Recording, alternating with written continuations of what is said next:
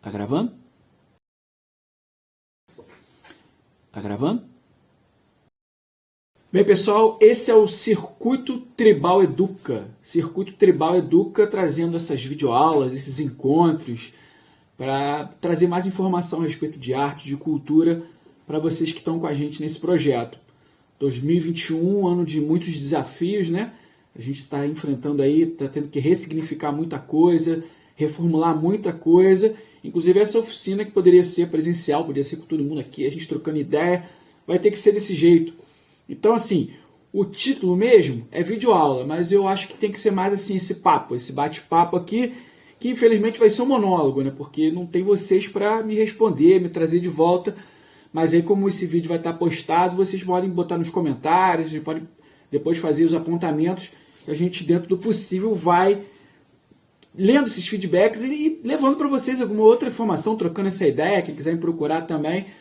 Bem, eu sou o Yuri Vasconcelos, sou artista plástico, sou pintor, músico, o que eu quiser ser no sentido de busca mesmo, de experiência, de pesquisa, de querer me expressar. Então, assim, como profissão, arte educador, né, professor de arte, né, na educação formal, e também artista plástico, também trabalho com música, com design, né? Foi o que eu falei, eu vou pesquisando, volta e meia eu consigo ali fazer um trabalho também profissionalizando essas pesquisas, né? Trazendo essa expressão para o lado profissional também. Porque se engana muito quem acha que amador é aquele que faz as coisas de qualquer jeito. Não, amador é aquele que faz por amor. Então viva o teatro amador, a pintura amadora, o cantor, a dança, todo mundo que faz as coisas com amor. Então façamos as coisas com amor. E tá na hora, eu tenho uma cola aqui, ó, tem uma cola que eu vou olhar para lá assim, vou pô, que é o roteiro. Porque eu decidi falar de um assunto muito amplo. Por exemplo, o nome da oficina, que a gente está chamando de conversa, é Tá na hora de fazer arte. Passos iniciais para desenhar, pintar e criar. Gente, eu falei, como é que eu tive essa ideia?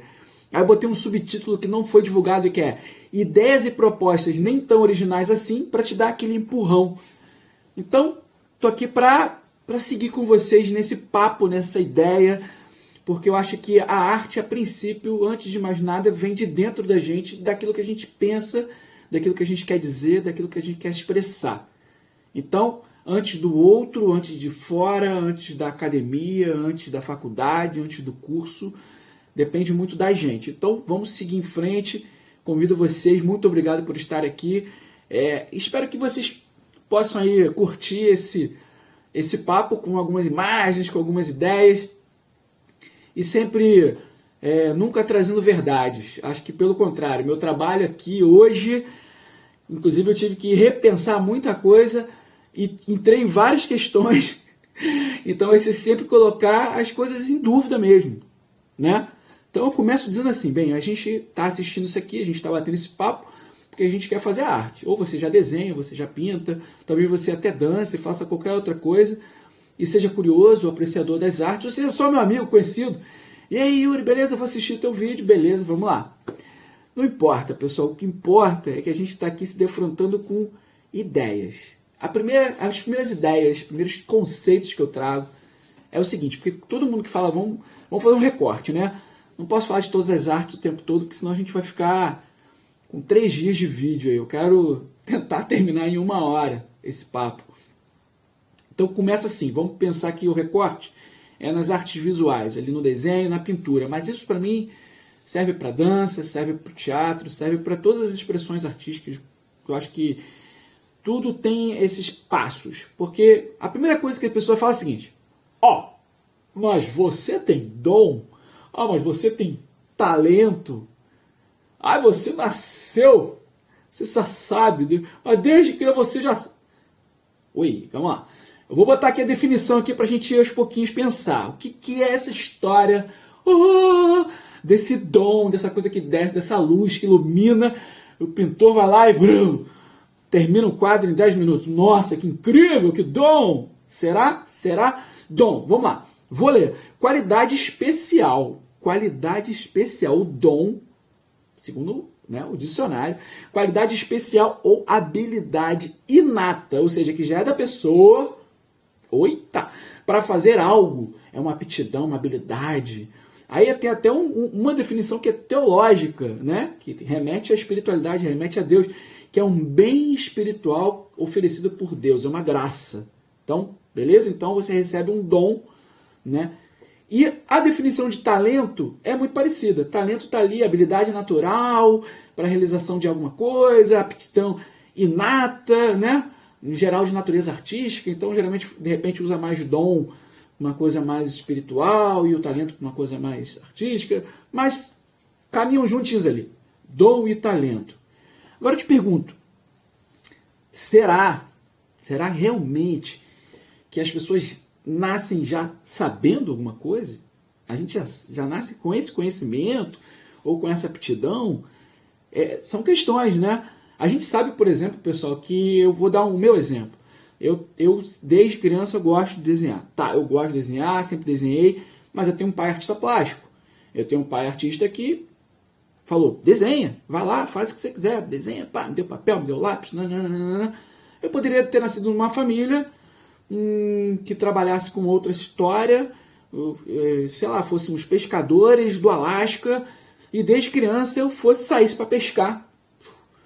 E não tivesse a oportunidade de estar ali desenhando com papel e tal, muita dificuldade de ter o material, mas de repente iam falar assim, nossa, mas na hora que você faz a rede, o conserto da rede, a linha, nanozol, você tem uma habilidade manual. Então talvez existam pessoas, né? Talvez não, isso é fato, existem pessoas com uma visão talvez mais aguçada, com uma questão motora mais desenvolvida, com um biotipo, assim, no sentido de uma capacidade de oxigênio maior, então mais apta a determinados esportes que precisam de capacidade de oxigênio. Então, na verdade, existem questões biológicas que, obviamente, vão te trazer para... a pessoa mais alta vai alcançar, de repente, o lugar mais alto, porque ela tem já uma envergadura maior. Então, existem questões biológicas, ok, existem predisposições de minucioso, o cara tem habilidade disso. Um piloto de helicóptero, poderia ser um piloto de helicóptero, acabou de passar aqui um helicóptero. Talvez tivesse que estudar para isso, tivesse que trabalhar muito para isso, porque aí eu faço um X em cima do dom e do talento e trago duas outras palavras. É para dar confusão na cabeça de vocês mesmo, entendeu? A gente começa, porque para a gente começar alguma coisa, a gente tem que primeiro dar uma zerada. Do ponto de vista, para eu começar um projeto, eu tenho que dar uma zerada, tenho que pegar um papel em branco e falar assim, o que eu vou fazer? Lógico que eu vou usar muita experiência, tudo que eu já fiz na vida, as nossas referências, mas zerar para poder sair com o rumo certo. Então, eu tirei o dom, tirei o talento e trouxe uma outra palavra, chamada vocação. Vocação. Qualquer disposição natural do espírito, talento também, tem uma coisa ali, inclinação para atividade. Então, tendência. Nossa, você tem vocação para ser professor, Yuri. Nossa, quando eu escuto isso, eu fico, ai meu Deus, fico muito feliz, principalmente pelas crianças, que eu quero que elas fiquem felizes com as minhas aulas. Mas, será que eu nasci para ser professor? Será que eu nasci com isso?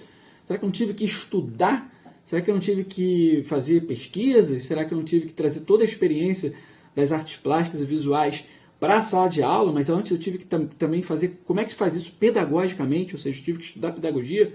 Aí eu trago uma quarta palavra. Eu tiro vocação também, porque vocação ela vai permear um pouco com essa história do dom e do talento. E trago dedicação. Pá! dedicação. Não trouxe trabalho, não trouxe dedicação. Qualidade de quem se dedica a alguém, a algo. Abnegação. Aquele que nega uma coisa para fazer outra. Propensão, calma aí. Devotamento, nossa, devoto, entrega. Afeto extremo, amor, dedicação, tem essa coisa também da veneração. Então, dedicação, eu acho que para mim, no meu ponto de vista, lembrando que nesse bate-papo você pode e deve discordar a hora que você quiser, o tempo todo, me manda aí mensagem, que a gente vai trocar essa ideia. Mas no meu ponto de vista, posso ter tido oportunidade, posso ter tido incentivo, posso ter tido pré-aptidões físicas, motoras, biológicas, mas se eu não me dedicasse, se eu não trabalhasse, se eu não desenhasse, se eu não pintasse, se eu não pesquisasse, perguntasse, sou muito curioso, perguntasse, encher do saco, comprado tinta, tacar tinta cai no chão, sujasse uma confusão, eu não teria pintado, eu não teria desenhado e talvez eu não tivesse desenvolvido a arte como expressão. Tá? Não vou usar nem como profissão, digo como expressão. Profissão a gente vai falar depois. Já temos quase 10 minutos e aí a gente está no primeiro momento ainda. Então vamos partir para dentro. Vamos lá. Então dedicar. Tem que dedicar. Vou dar um exemplo aqui. Ó. A imagem está lá. Tá a turma ali jogando bola na praia. Papai, Brasil, país de futebol. E todo mundo já nasce. Se você for para o exterior, as pessoas vão achar que você já é jogadora de futebol, né? Se for em relação a Marta, por exemplo, a maior jogadora de futebol da história. Então, a referência feminina no futebol é maravilhosa.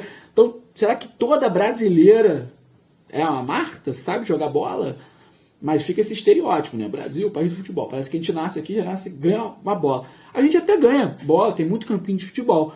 Aí tá ali o menino olhando ali. Tá olhando pro outro jogando bola lá, correndo no campo. Pensando, será que eu jogo bola? Será que eu vou ser um jogador de futebol? O menino tá ali e tal, de camiseta verde, olhando. Mas, e se esse menino que tá olhando ali, ele na verdade for um menino do Paquistão? Ou da Índia? Para não dizer da Inglaterra, por exemplo, de onde vem esse outro esporte, que é o cricket. O cricket eu não sei nem como é que funciona.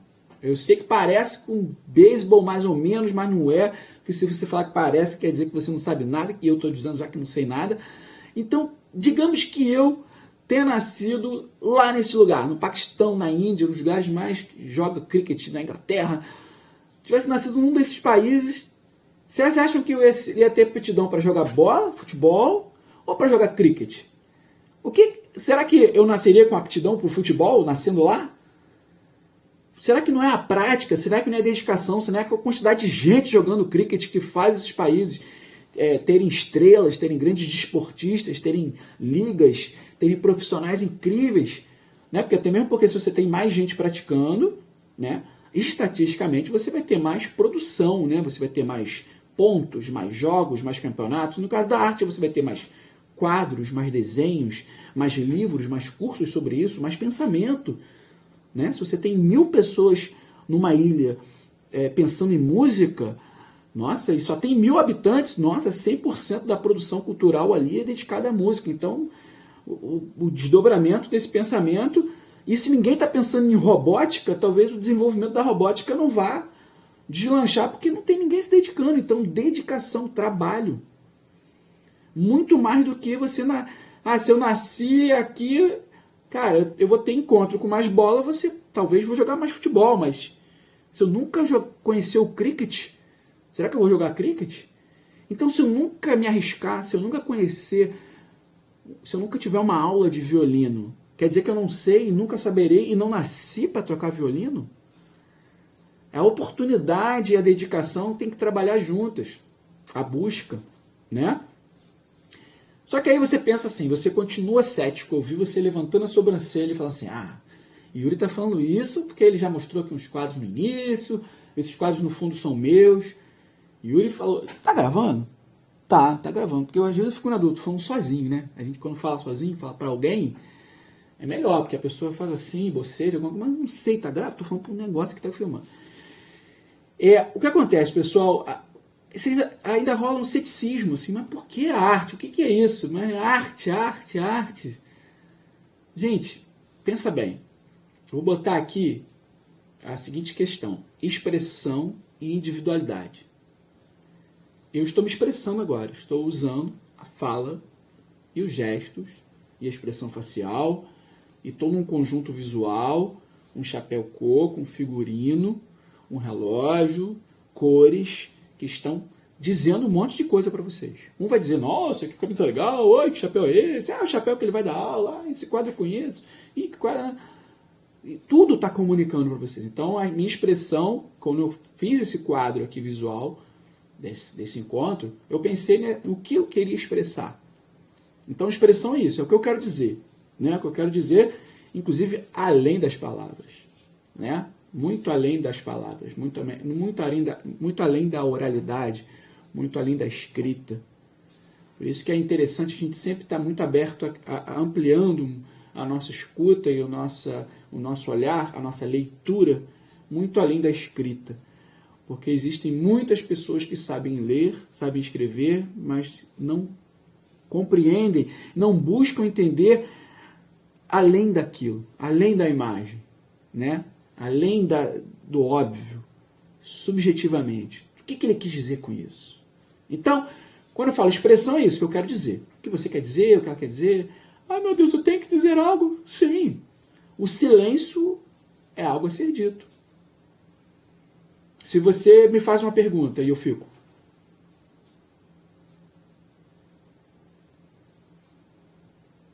Das duas, uma. Eu estou pensando ou eu não quero te responder. Ou eu não sei, né? Tem 3 também. Tem várias oportunidades aí de colocar aqui nessa caixinha. Mas se eu não respondo, se eu faço silêncio, também é uma expressão. Então, o silêncio é uma expressão. Não fazer, se omitir é uma expressão. Então, tudo mostra o que a gente quer. Só que eu trago outro tópico aí, ó. Trago essa imagem aqui dos bombeiros, né? Na verdade, são uniformes de bombeiros. E eu falo assim, que esses uniformes, tem PMG aí, eu não sei quais são os tamanhos, 40, não sei, na verdade tem que perguntar a algum amigo meu bombeiro qual é o padrão aí que é de tamanho. E parabéns aos bombeiros aí, grande profissão.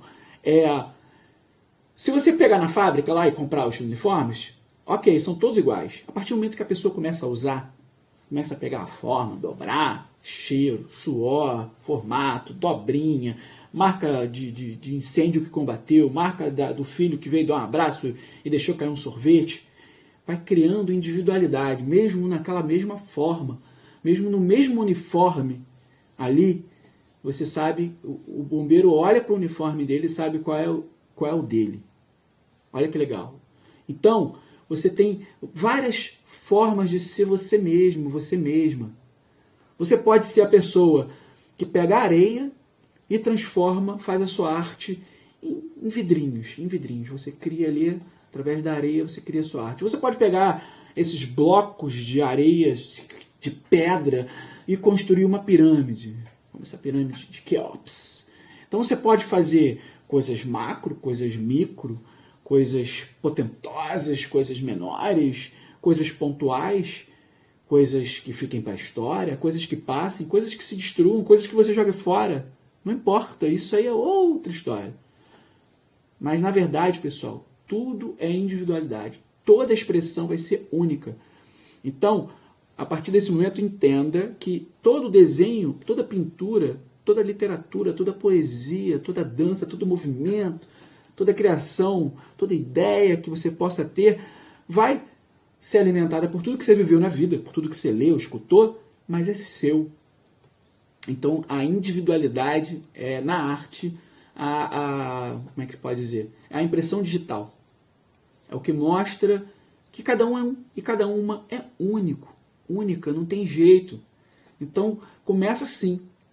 Começa sabendo que o que você faz, ninguém mais faz. Beleza? Então, a partir daí, não tem comparação. A fórmula não existe. O que eu vou dizer para vocês é uma coisa, vocês vão ouvir de outra, e isso também é o mais legal, né? Mas vamos voltar aqui. Para começar, a gente tem que vencer uma lei.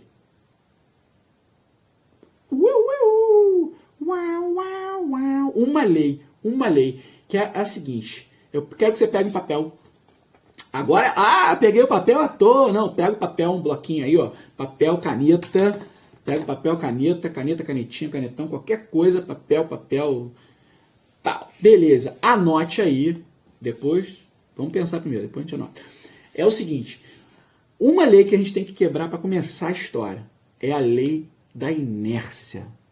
Oh, mas é aula de física ou aula de artes? Ah, meu filho, física e arte trabalham assim, ó, juntinho, porque se eu falo, o som se propaga. Se eu pinto, olha, ótica, gesto, visão, tudo está envolvido. Física, então, artista tem que saber física, meu filho. Tem que saber física, tem que saber intuitivamente, acaba sabendo muita coisa. Muito legal. Física também é muito bacana, gosto muito. Então, a primeira lei de Newton, a lei da inércia. Resumidamente, é o seguinte, ela diz que tudo que está parado tende a permanecer parado. E tudo que está em movimento tende a permanecer em movimento. Ou seja, nunca desenhei, não sei como fazer, não sei como pintar, não sei como começar, não sei o que fazer, estou parado, não sei o que fazer, estou parado, nunca fiz, não quero fazer, não sei como fazer, eu me cerco de coisas, de forças que me seguram. Só que a partir do momento que você rompe com isso, que você arrisca, que você começa a se dedicar, a mesma energia necessária, quer dizer, a energia necessária para você romper essa inércia de permanecer parado, faz com que você comece o movimento. E a partir desse momento, momento da física, a partir desse momento, essa energia que você está dedicando vai fazer com que o movimento continue. Então, tudo depende desse primeiro passo de sair da inércia. Agora, anote no seu bloquinho, anote aí, ó, por exemplo, o que alimenta a sua inércia? O que... isso não é papo motivacional, não, meu irmão. Eu quero que o papo é reto. Eu quero o seguinte, o que faz com que você não desenhe e não pinte hoje? Não tenho espaço, não tenho tempo, não sei. Os outros me disseram que meu desenho é feio, eu acho meu desenho feio, eu tremo muito minha mão, eu não tenho material, qualquer coisa, escreve no papel, bota ali, visualiza. Até porque para a gente resolver problema, a gente tem que saber qual é o problema, então visualizar o problema, escreve aí. Tudo isso, beleza. A partir desse momento a gente vai ter que começar a quebrar essas correntes aí para você sair dessa inércia. Beleza? Então, esse momento aí, ó, Isaac Newton aparecendo na sua tela agora para a gente fazer a transição para o próximo passo.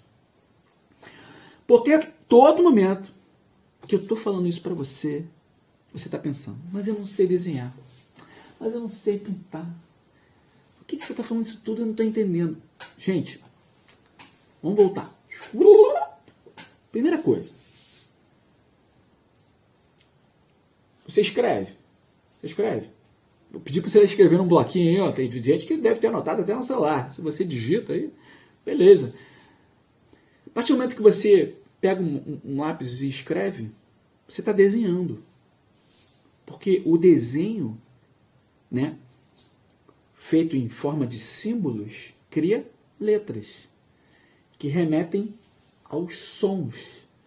Então a gente junta símbolos que foneticamente se transformarão em sons. Então, a escrita e a fala, né, utilizam uma simbologia gráfica, desenhada. Quando eu faço assim, uma oficina com o pessoal, eu falo assim, escrevam, porque ninguém quer desenhar, né? Ninguém não sei desenhar, não sei desenhar. Então, todo mundo pega o papel e escreva grandão assim na folha. Arte. Aí cada um escreve. Arte. Cada um usa um tipo de letra, né? Um letra cursiva, outro letra de forma, outra letra isso, outra aquilo. E eu falo assim, agora todo mundo mostra para todo mundo. Tá vendo? Aí todo mundo vê, tá, legal. Então, tá vendo que a arte de cada um e de cada uma é diferente?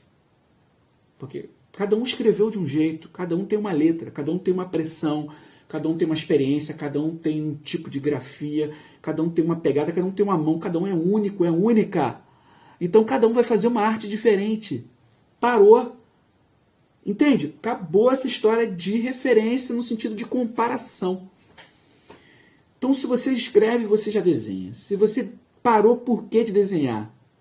Mas ele nunca desenhou. Todas as crianças, todas, em quaisquer civilizações, sociedades, o espírito livre, aquela coisa delas de estarem ali, pesquisadoras, com desenvolvimento neuronal aflorado, elas estão ali na fase de desenvolvimento absurda, olhando para tudo, absorvendo tudo, é a mente absorvente, né? Como diz Maria Montessori, está ali, ela está descobrindo aquele mundo, ela percebe que o dedo na areia faz um risco, e ela percebe que alguém está riscando a parede, ou está riscando o papel, ela copia, e ela descobre o prazer de criar, ou seja, ela pode pegar um lápis, uma canetinha, e o que ela faz no papel aparece. Então, essa descoberta que é livre, que é sem preconceitos, sem dizer se é bom, se é ruim, se está bonito, se está feio, se está torto, se está reto, ela faz, até vir alguém dizer, tá feio, tá torto, não tá reto, não tá igual do seu irmão, não tá igual de não sei quem, não tá igual do... Aí você... Aí nessa vem, te dá um tapa, aí vai, tira aqui, aí te dá outro tapa, tira aqui, aí quando você vê, você tá assim, e você diz... eu não sei desenhar, não sei pintar. Eu até gostava quando era criança. E aí você vê que em determinado momento você está trocando ideia com alguém lá no telefone, você está falando com alguém assim, de repente você está com o papel na mão, você está ali fazendo uns rabiscos. Isso aí é muito interessante, todo mundo tem mania de ficar... Antigamente que o telefone era fixo, tinha sempre um bloquinho de papel e você ficava lá no telefone rabiscando, fazendo... sarrabiscos, gatafunhos, ou rabiscos mesmo, né? Eu descobri que tem esses dois nomes, achei bonitos, sarrabiscos, gatafunhos. Acho que eu vou fazer, quando tiver 2 cachorrinhos, vai ser o sarrabisco e o gatafunho. Você fica ali rabiscando, terminou, você joga o papel fora, ou, sei lá, fica ali um em cima do outro, depois você dá até uma olhada, nossa, que engraçadinho, né? Você não tá nem aí. Mas esses rabiscos poderiam, por exemplo, ser feitos numa pedra e estarem agora no Louvre, igual essa pedra aqui, um desenho egípcio. Nossa, mas o que é isso? Não, alguém rabiscou a pedra e grafou essa pedra e está lá no museu. Ou alguém poderia estudar as proporções ideais do corpo humano, como o nosso Leonardo da Vinci, e fazer o homem vitruviano, não é? As proporções, nossa, proporções ideais. Né? Que proporções ideais? De que sociedade? De que biotipo? Né? De que região? Nossa, a humanidade é tão diversa em altura, em tamanho, em peso, em pele, em cabelo, em tudo, e de repente alguém diz que existe uma proporção ideal. Lógico, foi um estudo. Né? A gente não pode desprezar os estudos, as buscas, né? E todo estudo diz alguma coisa, e vem outro estudo e questiona, e aí a gente vai evoluindo. A humanidade é isso, é muito legal.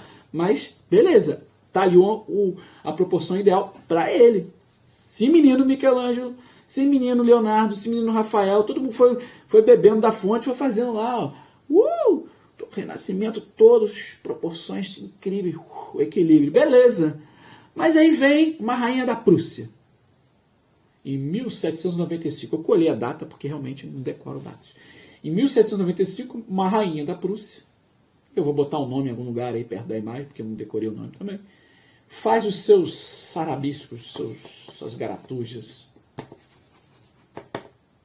E por ela ser rainha da Prússia, eu hoje conheço o desenho dela, está aqui na tela para vocês, porque ela porque ela era rainha. Aí guardaram, falaram, nossa, a rainha desenhou para nós. Aí pá, tá, meu Deus. Tipo assim, a galera toda ali em volta ali desenhando, que a galera lá, fazendo altas festas, pintando e tocando terror. Ninguém sabe de nada. Mas o desenho dela foi preservado. O desenho dela é valioso, porque ela é rainha. Então, olha só que coisa, né?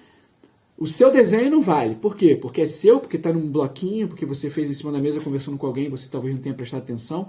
Talvez essa falta de intenção, essa falta de objetivo, não considere isso, não caracterize isso como algo importante.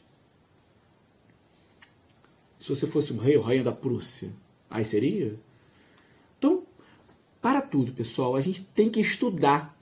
A gente tem que entender essa história que está aí atrás da arte. Essa história que faz com que algo seja arte ou não seja arte? São questões que eu não vou responder agora não, beleza? Porque eu estou falando de expressão. E o desenho e a pintura é um meio de expressão. Ah, mas todo mundo que faz é artista? Eu acredito que todos e todas e todos, todo mundo pode ser artista, porque é você querer.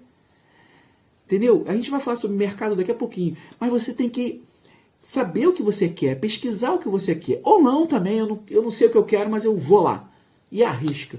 Mas estudar é bom. Eu trouxe aqui uma referência, um livro muito bacana. Um Método Natural 2, a aprendizagem do desenho. Frenet.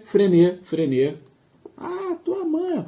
Frenet pesquisou, desenvolveu e falou muito sobre o desenho, a origem do desenho na criança. Como é que começa essa história? Que papo é esse? Como é que eu tenho que entender por que isso, por que aquilo? Frenet veio da Primeira Guerra Mundial com comprometimento físico, ele não sabia o que fazer, ele criou uma pedagogia mais libertária, onde as limitações deveriam ser superadas, o que era considerado limitação. Né? Você acha que você tem limites, mas todos somos seres ilimitados no que tange ao nosso conhecimento. A gente pode conhecer mais, a gente pode aprender mais, a gente pode tentar. A gente pode tentar sem medo, porque o máximo que acontecer é a gente errar. E depois a gente tenta de novo e tenta acertar e sei lá o que. Beleza? Vou ler aqui um pedacinho, cadê? Página 22, ó. Coisa de maluco. Tentativa ou triunfo? Meu Deus. É o seguinte, ele diz aqui, ó, se a tentativa falha, é como um caminho que se fecha. Uau! Perde-se a vontade de recomeçar a experiência. E será muito difícil desbloquear a via, mesmo que o dia se torne necessário. É o medo da falha, né? A gente tem medo da falha. Mas quando eu digo falha, é porque a gente está dentro de alguma expectativa. O que é falhar no tiro a alvo? É errar o alvo, né? Mas falha o cara que está treinando, né? Para ele acertar o alvo, ele tem que dar quantos tiros fora? Então, quando alguém olha pela janela e diz, olha, ele errou o alvo, ele falhou. Não sabe que ele está no milésimo tiro dele, ele está treinando tiro alvo ali, ó. E que aquele talvez tenha sido um dos únicos erros do dia. Mas, observar a falha. Ô, meu povo, observar a falha, o pessoal pega uma linha de aumento. Quando você acerta, finge que nem viu. Então, cuidado com o que realmente é falha na arte. O que é falhar? Para mim, opinião pessoal, para mim a falha está em não fazer, em não tentar, em não se permitir, em não se jogar. Entendeu? Tem que se jogar. É romper com a inércia, é quebrar a marra, beleza. E aí ele diz aqui sobre também aqui, livre. Opa, página 26, livre. Cadê? 26. Livre. Pegue-se uma criança de 6 anos, capaz de manejar o lápis e as tintas com surpreendente facilidade. Para quem cada linha possuía um sentido determinado e definitivo. Para quem cada pincelada se escreva já magistralmente numa obra construtiva. O desenho e a pintura são para essa criança atividades naturais e excitantes, como a marcha, a linguagem, o canto, a dança, avante, segura de si. Ela vai embora, porque não tem ainda, ela está em fase ainda de que ela, graças a Deus, ainda não escutou essa quantidade de não, de que não está certo, de que está errado, de que você não tem jeito. Para tudo. Frenet na tela, viva Frenet, viva Maria Montessori também, que preconizou toda a valorização da criança no sentido da autonomia e respeito. O que é respeitar a criança? E quando eu digo respeitar a criança, eu digo respeitar o ser humano que vai se tornar adulto depois. Só uma fase, nomes diferentes para o mesmo ser humano, beleza? Criança e adulto, seres humanos, iguais em direitos e deveres, né? Tem as questões legais, etc., mas em direitos universais e naturais, com certeza. Então, o que acontece? A criança está lá, fez um desenho, e vem um adulto. Mas que feio! Que isso? Você não sabe desenhar. Você não sabe desenhar. Gente, vou contar para vocês, para não perder a cabeça, a maior jogada de marketing da história. que eu vou extrapolar esse tempo, com certeza. Era uma vez um norte-americano chamado Joseph McLaren Jr. Joseph McLaren Jr.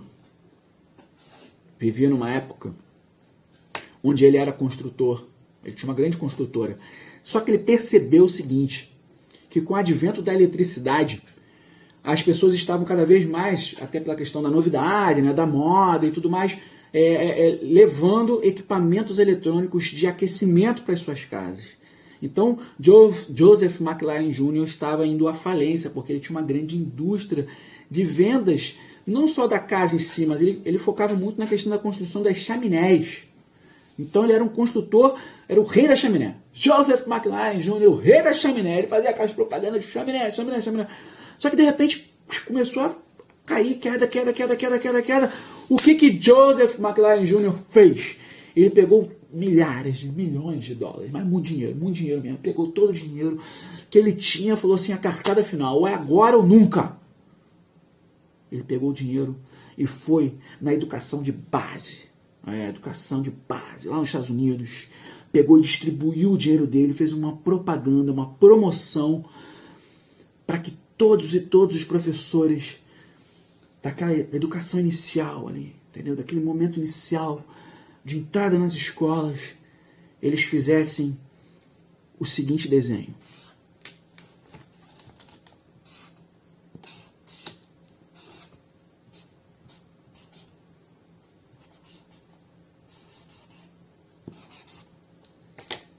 A casinha com chaminé.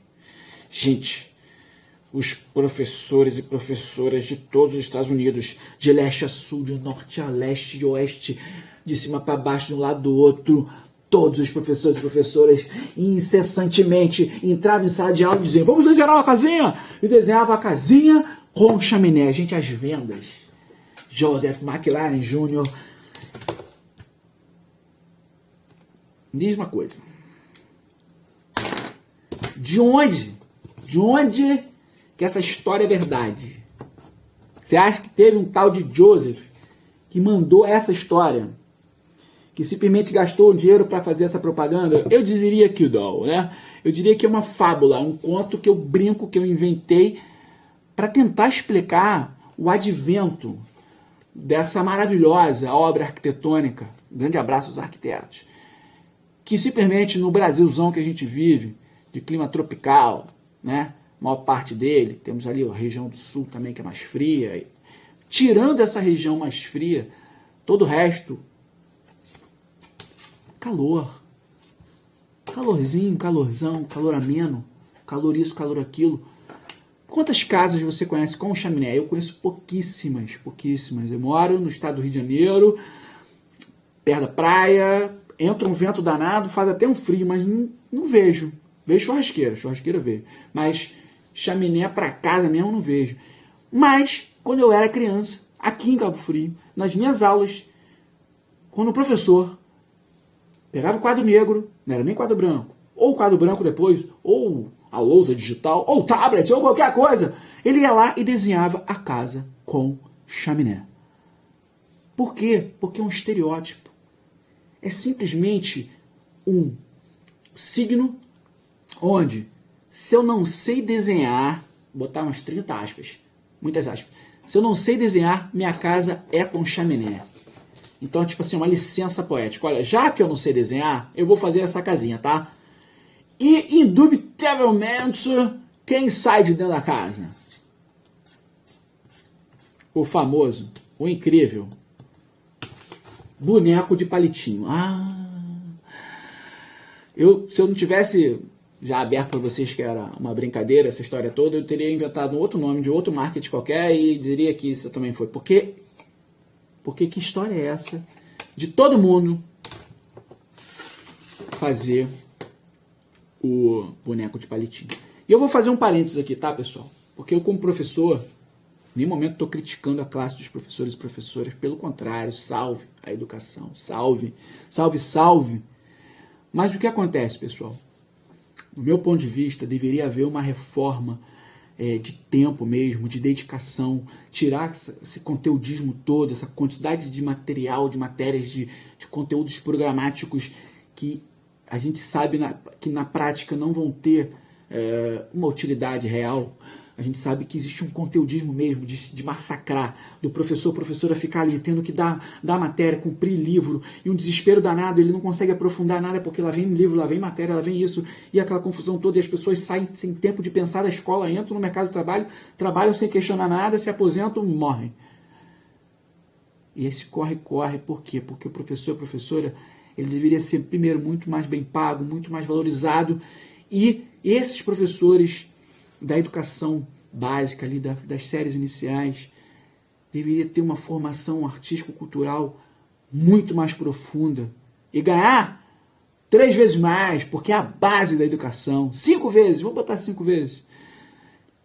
É a base da educação. Entender que por eu, teoricamente, não desenhar como alguém ou como uma referência, não quer dizer que eu não sei desenhar. E eu não posso dizer para a criança que o desenho dela está errado. Porque essa criança vai se tornar um adulto, que pode ser você. Então alguém um dia te disse. Porque alguém um dia deixou de dizer que existe arte abstrata. Que o rabisco faz parte. Que a achura faz parte. Que o errar e o acertar é um ponto de vista. Então, o desenho de palitinho é uma contradição. Vou botar aqui na tela aqui o único boneco de palito aí que eu acho que é uma obra de arte. Pronto, esse boneco aí. Boneco de palito de fósforo. Pronto, tá resolvido. Você acha que essa criança que está nessa imagem ao lado aí, rabiscando, brincando, desenhando, criando, fazendo arte, literalmente, arte mesmo, está preocupada com essas questões, ela está livre. Alguém vem e cerceia, alguém vem e cerceia. E para a pessoa não ser colocada porque as pessoas fazem assim, elas formatam, né? Então, se você, professor, professora, não teve esse esclarecimento no sentido de forma e não quer também se expressar, você adotou o ícone do boneco de palito, você pode adotar qualquer ícone, o desenho é seu, ok. Mas tem que falar, isso aqui é uma padronização que todas as pessoas usam, mas se você fizer diferente, está certo também, tá? Ok? Eu escolhi fazer isso aqui porque existe uma sociedade que reprime. Quando eu era da idade de vocês, eu não consegui seguir adiante e fazer isso. Parece cruel, pessoal. Tô pegando no calo, porque eu acho que o cerne da educação, antes da escrita inteligível ali, antes do entendimento do fonema, existe já o sopro, som, movimento. Então, balbucia-se antes da palavra, mexe-se, dança-se antes até do caminhar mesmo. Então, antes da letra, vem o desenho. Então, a formação desse pensamento simbólico, ele é essencial para todos e todas. Todos e todas, porque, na verdade, como eu falei, tem que valorizar o professor e a professora, porque eles cortam um dobrado nessas séries iniciais e fazem de tudo para poder dar o melhor. Eu tenho certeza que sim. Mas o que eu falo é que é valorização e diminuição de conteúdo. É valorização financeira mesmo, e dar mais tempo para essa pessoa pensar sobre isso para poder, na aula, no cotidiano, refletir sobre isso e aplicar. E aí esse adulto, né, que passou por esse processo, essa criança que vai se tornar um adulto, saiba que o desenho, a pintura, o canto, a dança dela serão respeitadas na sua expressão e individualidade. Profissionalmente, a gente vai chegar agora nisso, tá? Antes eu queria dizer para vocês o seguinte, que eu tive grandes referências, né? Uma coisa que eu sempre... Uma brincadeira aqui, um relato rápido. O tempo passa. Eu sempre desenhei muito, né? Quantidade. Então, nossa, como você desenha bem. Eu diria que se eu tivesse contado até hoje quantos desenhos eu fiz, eu não sei realmente. Porque quando eu estava na escola, eu ia desenhando nas últimas folhas e ia estudando, né? Escrevendo e desenhando letras, né? Escrevendo nas folhas da frente. De repente, as coisas meio que se encontravam no meio do caderno, assim. De tanto que eu desenhava e de tanto que eu estudava, porque eu sempre estudei, gostei muito. Tal. Aí, beleza. Eu desenhava incessantemente. E isso me fez ter uma prática, né? A musculatura, a memória física mesmo, memória muscular. Gente, memória muscular, você acorda de noite na sua casa, sem luz, você sai do seu quarto, vai ao banheiro, faz xixi, sei lá, escova o dente, bebe um copo d'água, volta, dorme, você nem viu as coisas, você sabe quantos passos dá, qual é a altura que tá a pia, onde a torneira, você sabe tudo. Sua memória muscular, de tanto que você já fez aquilo, você não precisa nem ver mais. Agora, visitou a casa de alguém, você tropeça, cai, bate num balde, erra a porta, bate, e é uma confusão danada, acorda todo mundo quando você vai ao banheiro de noite. Porque você não conhece o caminho, então você precisa ligar a luz e tudo mais. Então, a memória muscular é muito potente. Então, se eu estou ali desenhando, pintando, misturando, observando, a coisa vai acontecer de um jeito ou de outro. A gente vai chegar em algum resultado. Entende? Então, e para isso, eu trago aí, fazendo já outros paralelos aqui, mas eu trago assim o seguinte desafio, que me fez muito bem, na verdade. Foi o seguinte: primeiro eu desenhava tanto, que uma vez eu estava na rua e um camarada falou uma coisa para mim muito engraçada. Eu gosto muito de desenhar na rua, nos eventos, no teatro, festival de dança, eu vou para tudo quanto é lugar com papel na mão, de algum jeito eu quero desenhar o que está acontecendo. Eu gosto disso. E os desenhos também eu vou presenteando, vão ficando, vão se espalhando pelo lugar. É muito legal. E é muito instigante também, porque primeiro que você está olhando para a pessoa desenhando, a pessoa está esperando alguma coisa. Aí você mostra o desenho, às vezes a pessoa gosta, às vezes ela não gosta, às vezes ela fica encantada, às vezes ela se reconhece, às vezes ela não se reconhece. Mas o desenho tem que ser rápido, porque as pessoas às vezes estão passando, é um movimento de dança, é um espetáculo de teatro. Então uma coisa que eu sempre deixei de lado mesmo foi a borracha. Eu acho que o que riscou, é o meu estilo, meu estilo. A borracha nunca gostei dela, na verdade. Ela gosta de mim, mas eu não gosto dela. Então, assim, pra mim o erro faz parte, o erro entre aspas faz parte. Então, eu desenhava muito rapidinho, assim, então chegou um camarada na rua e falou assim: pô, você parece aquele pica-pau dos Flintstones, aquele pica-pau que fica dentro da máquina fotográfica. Vou botar a imagem aqui pra vocês, que no desenho dos Flintstones, no desenho animado, não sei se todo mundo conhece, na Idade das Pedras, né, da Idade da Pedra, e estão naquela época toda que não tem eletricidade nem nada, mas tem as máquinas, é muito engraçado, eles fazem esse jogo, né? E a máquina fotográfica nada mais é do que um pica-pau que olha para a pessoa, né, e bate na pedra, tadinho, bica a pedra e faz o desenho dela e sai como se fosse uma Polaroid, sai a pedra assim com o retrato da pessoa embaixo. Por causa da rapidez. E eu falava assim, cara, que maneiro, porque eu tinha essa imagem na cabeça e alguém um dia na rua falou isso pra mim, eu achei muito legal. Mas para fechar essa questão das referências, ali no meu pai, Ivan Cruz, grande referência que chegou, me deu todas as condições para chegar junto, eu tive uma outra gigantesca que foi na televisão, né? A tenebrosa, a alienante, mas um veículo de comunicação, assim como a internet hoje. Tem muitos malefícios, mas tem seus benefícios. Tem que saber medir, tem que saber usar. E tinha um programa do Daniel Azulay. O Daniel Azulay é a turma do Lambe Lambe. O Daniel Azulay é a turma do Lambe Lambe. Ele ia contando as histórias e ia desenhando. E quando ele ia desenhando, ele não usava muito a borracha, não. Ele quase não apagava. Isso foi, inclusive, uma grande influência, lógico. E eu achava encantador como ele ia contando a história no quadro e contando do jeito dele engraçado. E o desenho ia surgindo quando eu ia ver. Tinha uma narrativa ali e eu ficava assim, mas que legal, que bacana, eu me encantei muito com aquilo. Tive a oportunidade, uma vez, de estar com o meu portfólio debaixo do braço, indo ver um trabalho no Rio de Janeiro, no Largo da Carioca. Eu vejo ele era altão, engraçado, no óculos, e ele vindo assim, caminhando, do jeito dele. Eu olhei, Daniel Azulay? Isso agora, anos 2000, e quando eu assisti ele era década de 80. Opa. Aí eu contei que era fã dele e tudo mais, mostrei os desenhos e ele, nossa, que legal. E eu fiquei bobo, né? Assim, o Daniel Azulay viu os meus desenhos e achou maneiro. Então eu fiquei bobão, ótimo, maravilhoso.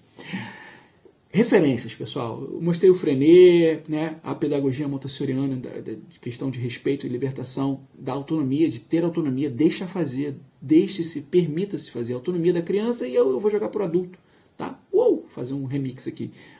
Então, Permitam-se estudar e ler sobre os assuntos, falar assim, pô, o que é desenho feio? Ah, Google, me diz aí, o que é desenho feio? O que é desenho errado? O que é desenho torto? Vamos pensar sobre essas questões. Mas eu desenho torto, mas eu não desenho igual. O meu tá errado, o meu não tá igual. Porque tem uma coisa assim, muita gente fala assim, meu sobrinho, ele é muito legal, ele desenha muito bem. Ele desenha igualzinho. Primeiro, eu acho maravilhoso a família que apoia e que procura, de repente, um profissional que está na rua pintando e fala sobre o sobrinho. Olha que maravilha, né? Sobre o filho, sobre o irmão. É uma forma de incentivo e de linkar as pessoas, né? Eu sempre, quando tá alguém, vem cá, chega aí, vamos desenhar aqui, vamos junto. E eu digo para ela o seguinte, olha, desenhar igualzinho é uma maneira, tá? E eu, hoje vai dizer assim, ó, tem um vídeo aí que você pode assistir que você vai pensar diferente. Porque existe o seguinte, pessoal, quando inventaram a fotografia, todo mundo perdeu o emprego.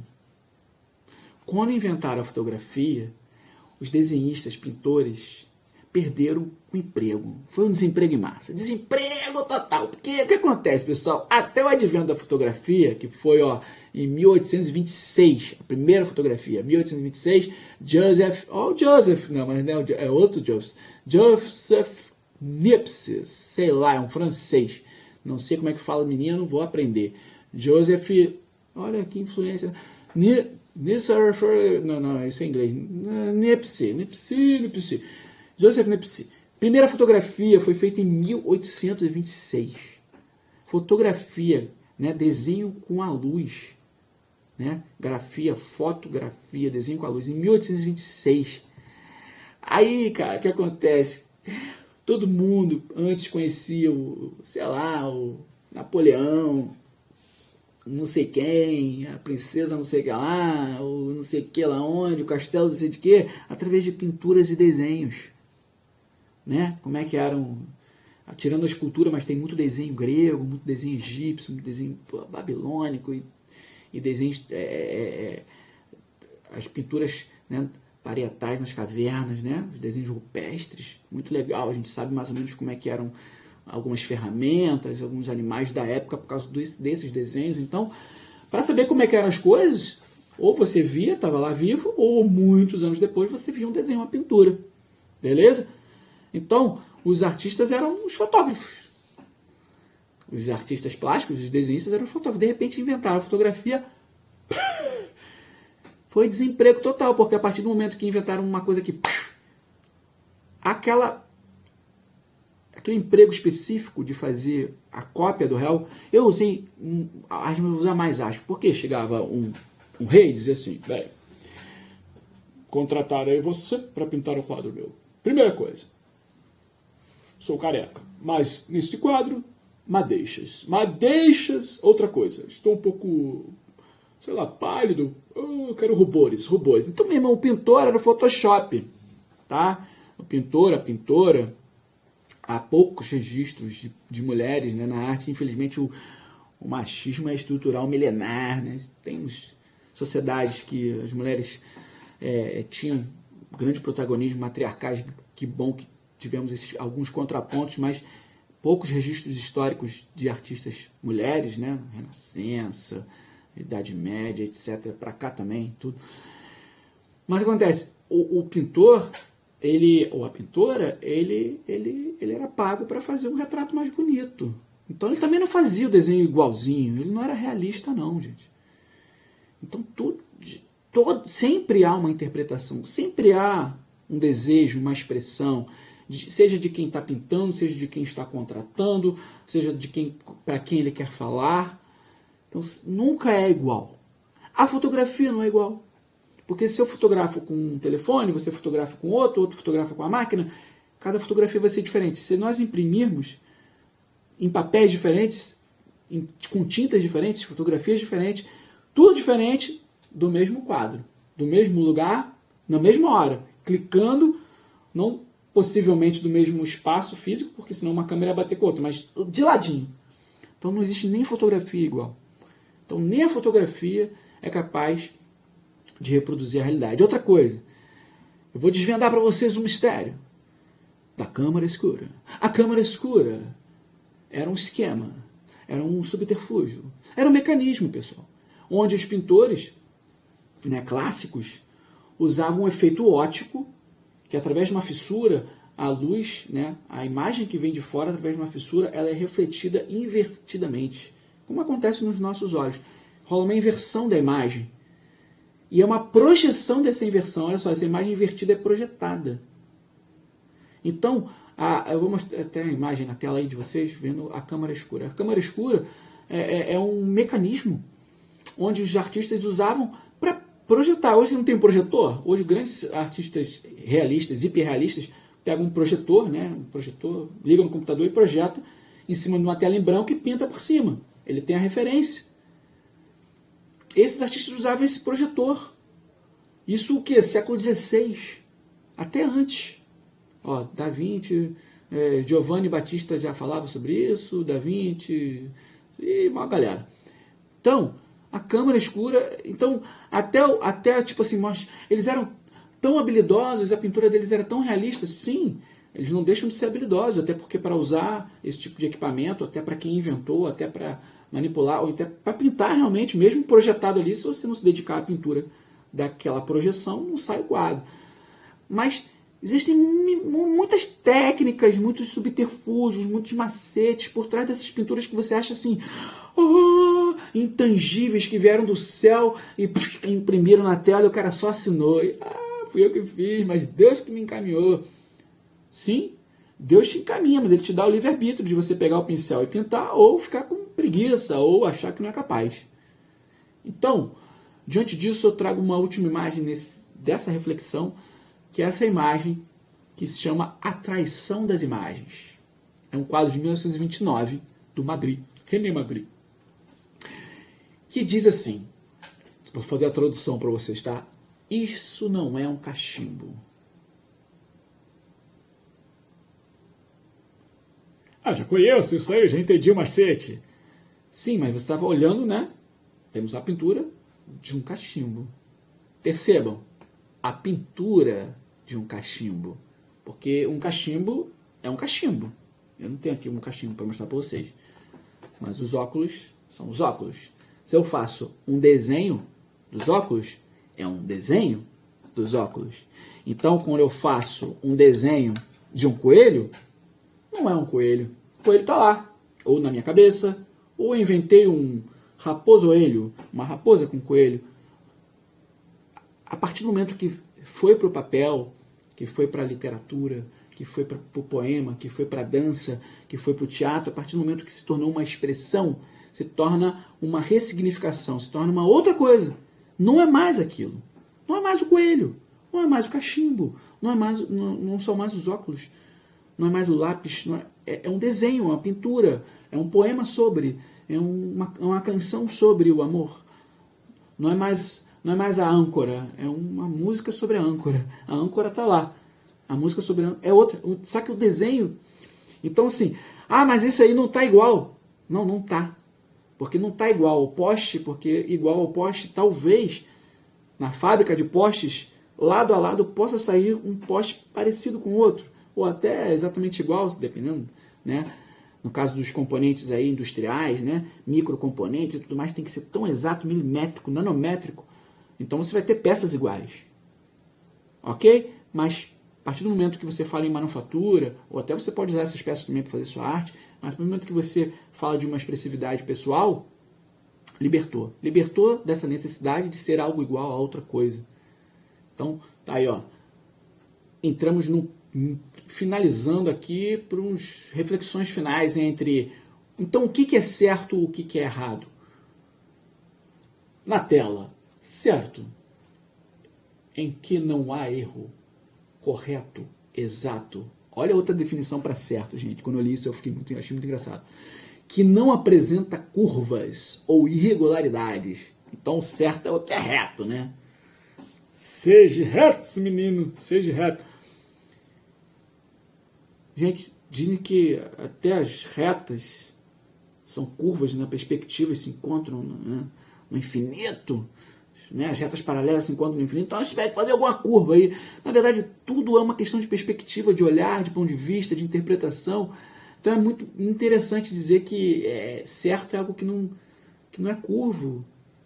irregular. O errado diz ao contrário, né?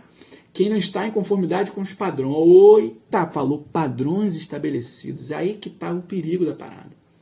Alguém um dia disse que está errado desenhar torto. Está errado eu fazer uma coisa fora das proporções anatômicas. Aí quando eu falo em proporção anatômica, eu estou dizendo que meu braço tem que ser do mesmo tamanho que o seu. Eu tenho que dizer que meu antebraço tem que ser do mesmo tamanho que o seu. Quer dizer que se eu for uma pessoa com deficiência, eu estou errado? Porque eu estou fora do padrão? É isso. Aí que está. O preconceito vem dos padrões. Preconceito de cor, preconceito de credo, preconceito de qualquer coisa. Porque diz assim, ó, o padrão é esse. Fora isso, tá errado. Opa, a gente está falando de expressão, individualidade, arte. Arte é isso. Então, quem fez isso aqui tem que ser respeitado. Agora, diante dessas questões de certo e errado, existe a questão de expectativa, que é, eu faço para mim ou eu faço para o outro que espera de mim? Espera que eu faça um desenho conforme o padrão. Se você não fizer um desenho conforme o padrão, você faz um desenho feio. Então eu não sei desenhar. Estranho isso, né? Ah, mas eu quero desenhar igual. Eu quero fazer um desenho anatômico, eu quero fazer um desenho de retrato. Eu quero fazer um desenho de botânica, né? Os grandes desenhistas de botânica que, nossa, foram imprescindíveis para os estudos de botânica antes de existir a fotografia, só se conheciam as plantas e os animais também, né? A quantidade de insetos, animais e pelos e ranhuras e garras e bicos, tudo através de desenho. E muitas das vezes os cientistas desenvolviam o desenho. Então eles eram cientistas e desenhistas, sim, artistas e cientistas. Então eles tinham, só que eles tinham um desejo de reproduzir ao máximo a realidade daquele animal, daquela folha, para que esse estudo, inclusive da distância entre as ranhuras, mostrasse que aquela espécie poderia ser diferente de uma outra, que a folha é muito semelhante, que talvez da mesma família e tudo mais. Então o objetivo daquela arte era uma reprodução realista, porque ainda se considera, mais de 150 anos depois da invenção da fotografia, de que o desenho bom, a pintura boa, é a pintura realista. Isso é bonito. O resto, essas coisas até meu filho faz. Quando falam isso, eu digo parabéns para o seu filho. Parabéns. Que bom que ele ainda faz. Porque ele faz arte e você tem que valorizar isso. E, por favor, não tire isso dele. Porque a liberdade do abstrato, você vai no museu, você vê quadros abstratos. Você vai no museu, você vê quadros abstratos. Agora estão vendendo artes intangíveis. A arte digital agora está uma coisa louca. Você compra um negócio que nem existe, é um conceito. Isso é outra história. Então, o que acontece, pessoal? Para fechar, estamos chegando ao final aqui. Nós não vamos colocar a mão na massa, estamos colocando a mão na mente, estamos colocando a mão nos conceitos, nas ideias. E desculpe-me se eu falei alguma coisa aqui. Realmente posso estar equivocado em vários conceitos, em várias questões. Eu fiz de bate-pronto, eu falei, eu vou gravar este encontro numa patada só, num splash, porque eu preciso ser espontâneo. Eu não quero editar o meu pensamento, eu quero inclusive depois revisitá-lo e ver quais as questões que eu preciso levantar em mim para aprimorar as questões pedagógicas, as questões de arte, as questões de comunicação. Mas é isso, eu quero me permitir ao erro. Então, tá direto, tá? Eu vou mostrar para vocês agora nas imagens, olha só. Se você quer a sua arte numa galeria, talvez você queira se enquadrar em determinado padrão de uma arte de galeria. Mas se você for visitar algumas galerias e for ver algumas bienais e tudo mais, você vai ver que não existe esse padrão. Mas beleza. E outra coisa, você quer expor numa galeria, hoje em dia tem convite. Você paga não sei quantos euros aí, 1.000 euros, mais não sei o que, mais não sei o que, para um galerista você expõe até... Tem exposições internacionais no entorno do Louvre ali, que esses dias eu recebi um convite por e-mail, falei, sei lá quantos 1.000 euros eu levo um quadro para lá. Eu falei, pra que isso? Se você pagar, você expõe em qualquer galeria. Isso não quer dizer nada. Nada. Mercado de arte. Agora você pode simplesmente, por exemplo, pintar uma prancha de azul, tem uma prancha velha em casa e botar, na minha varanda eu quero decorar, eu quero fazer para mim, eu quero fazer para minha família, eu quero fazer para meu filho, eu quero fazer para minha alma, que anseia de alguma coisa minha, independente do outro, independente de tudo mais, entendeu? Eu posso fazer um castelo na areia, que é uma escultura. Ou posso trabalhar essa técnica, entender como é que endurece, pesquisar um pouco da figura humana e fazer esse outro trabalho. Olha só que trabalho bonito. Né? Com figuras humanas e tudo mais. Eu posso fazer meus rabiscos aqui no meu papel, meus desenhos, minhas pinturas aqui, para mim mesmo, botar na minha gaveta. Ou posso ir para as Filipinas, por exemplo, e entrar aí nesse grande mercado de pintura dos ônibus. Olha que ônibus lindo, gente. Olha os ônibus nas Filipinas. Olha que coisa maravilhosa. Olha que coisa individual, impressionante nas particularidades ali de cada um, de cada uma. Cores vibrantes. Olha só, é isso. E quem é mais artista, quem é menos que o outro? Quem está na galeria é mais artista do que quem pintou o ônibus?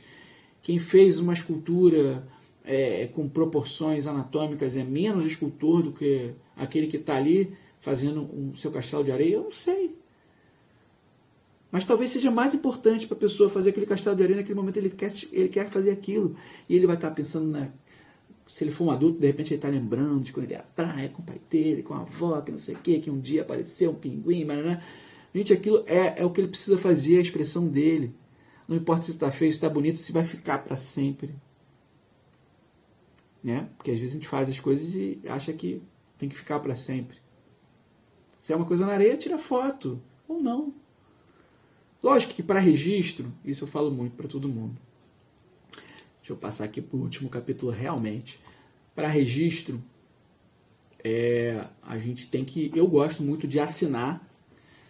Assinar é uma coisa simbólica. Na hora que eu assino, eu digo que fui eu que fiz.